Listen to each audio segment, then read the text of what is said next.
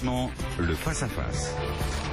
Vous vous demandez où vont les marchés et comment y investir. On va essayer de vous apporter quelques réponses et des pistes avec Philippe Béchal et Sébastien Corchia, le face-à-face. Bonjour messieurs. Bonjour Guillaume. Sébastien Corchia, directeur de gestion action pour Mescart Asset Management. Philippe Béchal, rédacteur en chef La Bourse au quotidien et président des Éconoclastes. Un CAC 40 là-bas qui progresse quand même, bon an mal an, plus 0,4% et des indicateurs économiques qui sont quand même pas mal en Europe. On a eu l'IFO allemand ce matin, supérieur aux attentes. On a eu le PMI de la zone euro, de la France, de l'Allemagne, supérieur aux attentes largement encore hier. On a le sentiment que, oui, les marchés s'inquiètent sur le front électoral, mais d'un point de vue économique, la vague est plutôt porteuse, Sébastien.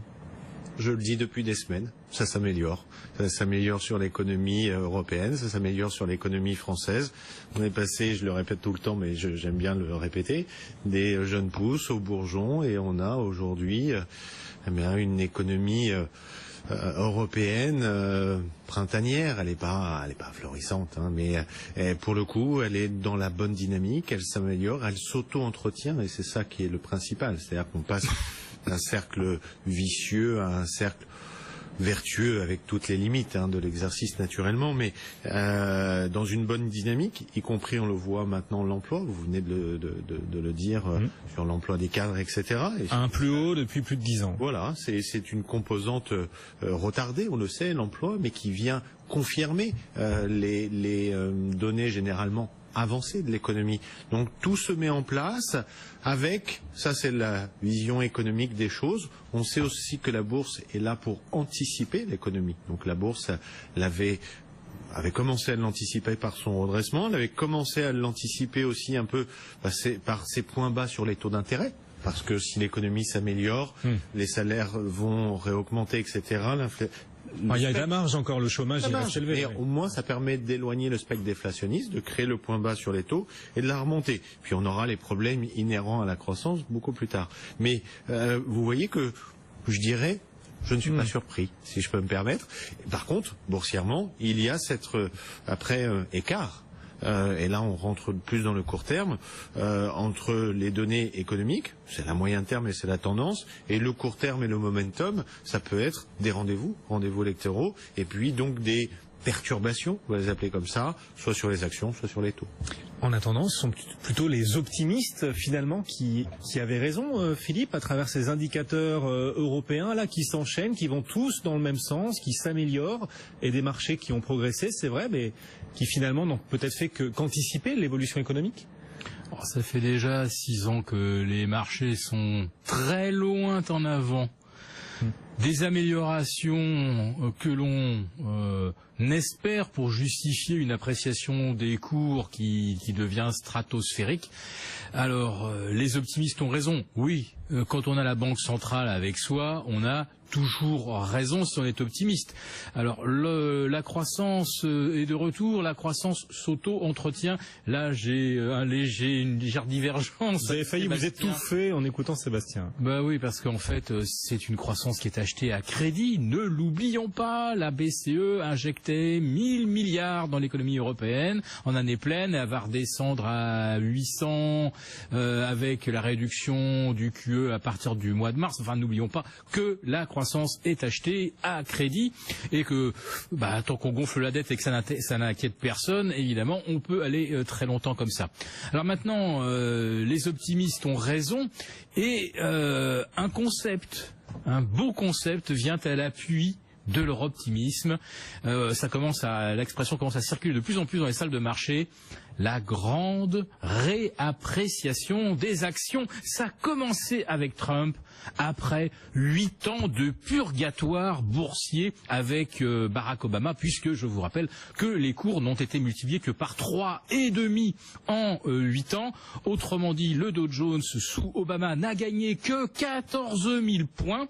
Je rappelle juste qu'entre 1896 et 2007, il lui a fallu 120 ans pour gagner également 14 000 points. Il en a gagné 14 000 sous Obama. Heureusement, ce cauchemar est terminé.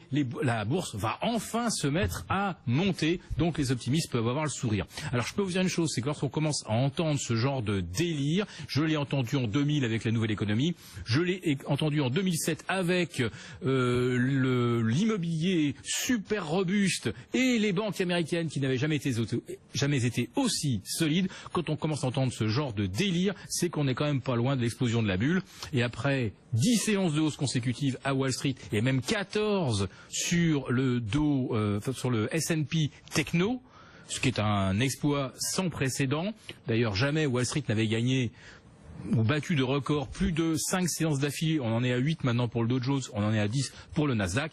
Quand on est arrivé là-dedans, même si vous n'avez pas cette espèce de fièvre acheteuse et que tout ça se fait avec une froide détermination, on est quand même dans une bulle algorithmique comme on n'en a jamais connu de l'histoire des marchés. On est dans une bulle où tout simplement Wall Street anticipe les baisses d'impôts phénoménales promises par Donald Trump. Est-ce qu'on est en train de valoriser ça à depuis l'élection? Attendez, on est à plus 15 depuis l'élection. Ouais. Donc on commencerait à anticiper des allègements fiscaux dont on ne sait rien.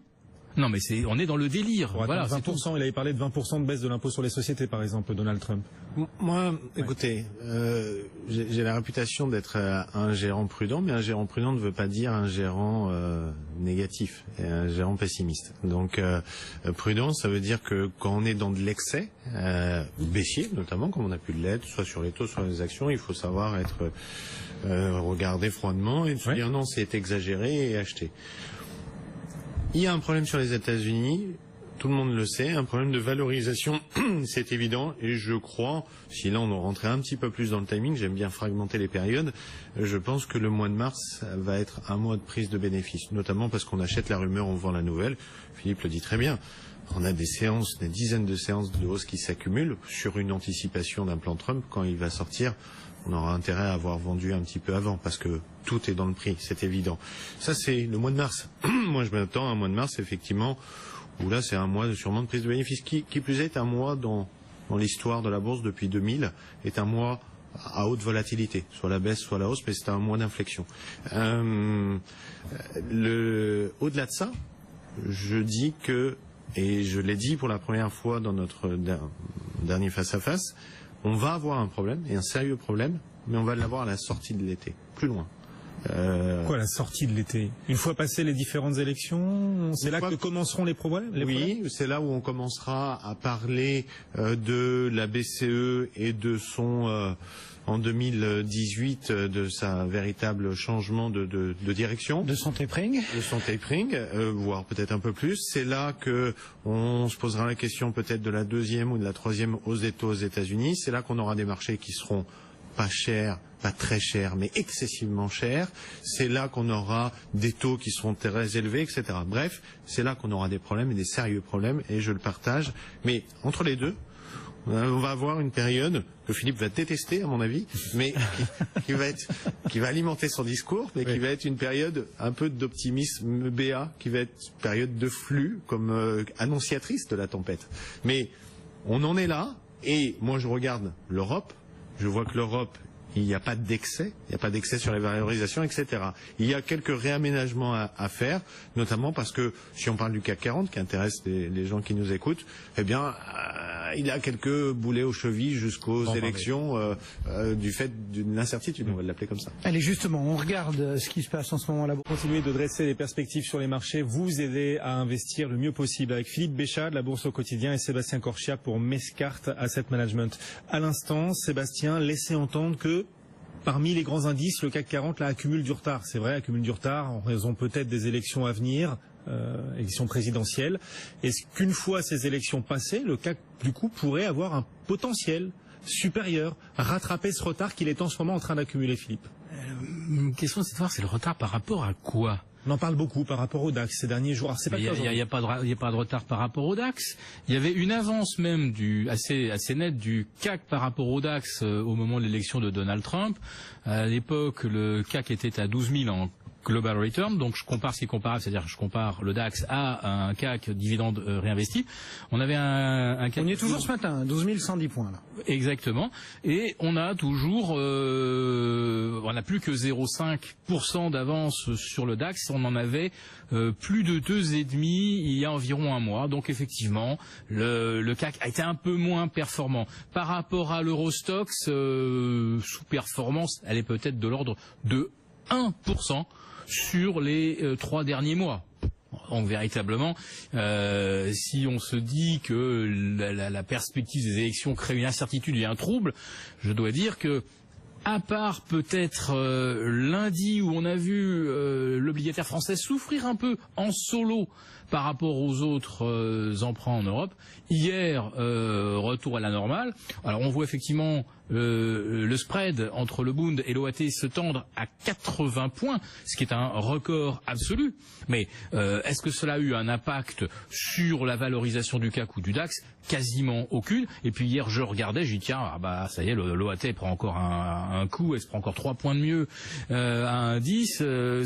Voilà, on est mal parti. Donc finalement, et puis vous regardez en fait les bonos espagnols et les BTP. Et hier, les bonos et les BTP, ils se prennent 6 points et demi et jusqu'à 8 points, donc 2 fois pire que ce qui est arrivé aux OAT. Alors est-ce que c'est vraiment la politique? Je repose la question. Donc finalement, les marchés n'ont pas tant peur que ça, même si par exemple... Mais de quoi aurait-il peur, franchement? Je sais pas, vous voyez des grandes banques, JP Morgan par exemple, qui conseillent d'investir plutôt sur l'Allemagne que sur la France en raison du contexte politique.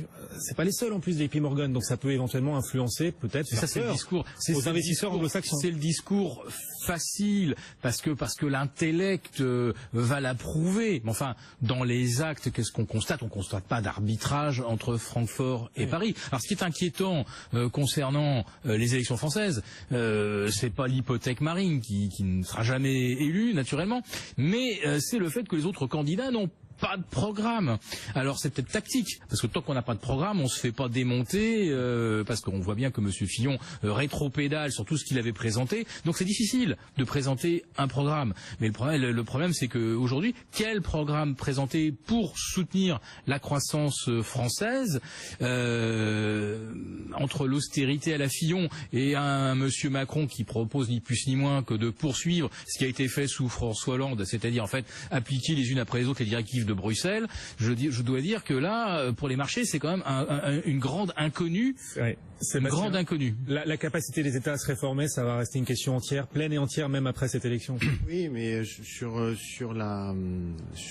sujet France reste de l'Europe ou France-Allemagne, le meilleur marqueur, c'est les taux. Effectivement, Philippe le rappelait, la prime de risque Bund OAT est élevée. Donc ça, c'est un peu le thermomètre du risque et de l'arbitrage. Très honnêtement, s'il y avait un candidat, que ce soit Marine ou un autre, qui soit anti-Europe, c'est toute l'Europe qui implose. C'est pas juste la France d'un côté et le reste. Et donc, il y a effectivement un jeu pour une grande banque américaine ou autre d'aller conseiller son client américain qui comprend pas toutes les subtilités de chaque pays, qui a pas forcément vu qu'il y aura des législatives derrière, qu'elles sont comme ci, comme ça, etc.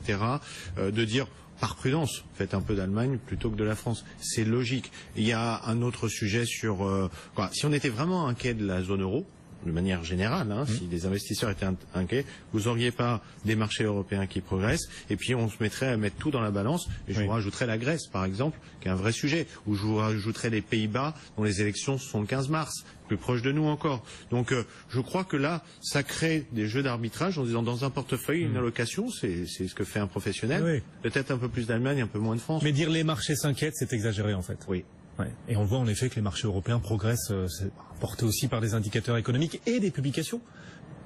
Quel bilan vous tirez là de ces publications en Europe rassurantes, des bénéfices qui progressent, des perspectives encourageantes? Oui, je disais la dernière fois que c'est peut-être la première fois depuis 4 à 5 ans qu'on va avoir des anticipations de début d'année qui, dans ces 4 dernières années, sont partis de très haut, on finit à 0, les anticipations de bénéfices, tout le monde s'est trompé, mais on savait qu'on se trompait, en tout cas je parle des analystes, ils savaient qu'ils se trompaient, que ça allait être revu à la baisse, et on avait pu rappeler, et BFM avait été présent à Lyon, où il y avait un gros congrès avec les entreprises, que c'est la première fois qu'il y avait un discours des entreprises qui laissait transpiré le fait que là, on n'allait pas avoir de révision. Je pense que les premières publications, il y a toujours du plus et du moins, mais de manière générale, les premières publications, elles vont dans le sens des chiffres macroéconomiques français et européens qu'on donnait, c'est-à-dire que globalement, elles sont correctes, bonnes, voire pour certaines très bonnes, mais surtout, elles nous montrent que cette année, ou dans les prochains mois, en tout cas,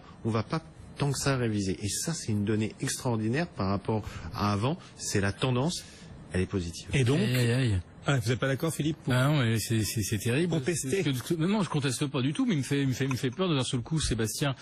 Tant que les résultats n'atteignaient pas les attentes, et restaient en dessous du consensus, on montait parce qu'on se disait la BCE va rester accommodante, on va nous soutenir le marché par tous les moyens. Si les résultats se mettent enfin à atteindre ou à tangenter les anticipations, j'ai peur que la mécanique haussière ne s'enraye. Hein. Il ne faut surtout pas de bonnes nouvelles, surtout pas, Je l'ai surtout pas. dit, Philippe va détester les 6 prochains mois, mais il retrouvera son marché baissier à la sortie de l'été. Non, il n'y a plus de marché baissier depuis déjà 5 ans. On va le retrouver. Les marchés sont survalorisés là par rapport aux publications, perspectives des entreprises, ou ils sont à leur niveau en Europe? Philippe ne doit pas me reconnaître en ce moment, mais on a l'habitude d'être face à face, effectivement, mais je le préviens tout de suite, pendant une période de 6 mois, il va pas me retrouver, il me retrouvera après. Mais non, les marchés américains, oui, très clairement, Okay. on le sait, et ça va faire mal après.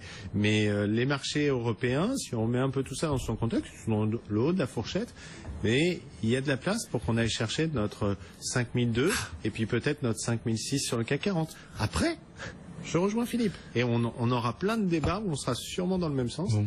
On verra que ça sera la On se revoit donc dans peut-être un mois, alors que le Dow Jones aura aligné son 37e record d'affilée. J'ai dit que le mois de mars serait un mois sûrement un peu de Prise de profit. de prise de bénéfices, mais je joue la tendance à horizon jusqu'à la sortie. Est-ce que l'Europe résisterait à une prise de profit, prise de bénéfices américaine? Pourquoi pas? Pourquoi pas? Ah oui. Pourquoi pas? La divergence. Merci à tous les deux. Le face-à-face. Sébastien Corchia pour Mescart AM et Philippe Béchard, les éconoclastes et la bourse au quotidien. Bon retour. Et un marché en progression de 0,2%, 4898.